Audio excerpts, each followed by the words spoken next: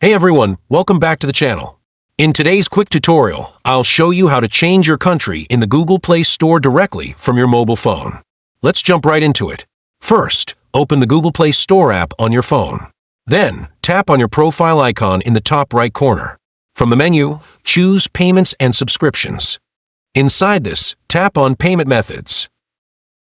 Now scroll down a little and you'll find the option that says More Payment Settings.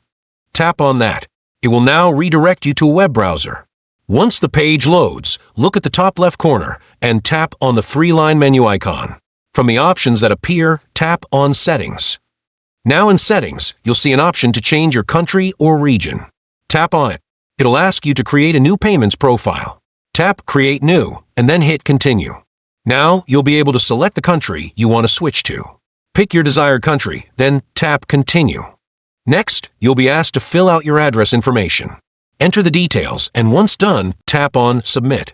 That's it. Your Google Play Store country has now been changed to the new location. If this video helped you out, make sure to hit the like button and subscribe to our channel for more quick tech tutorials. See you in the next one.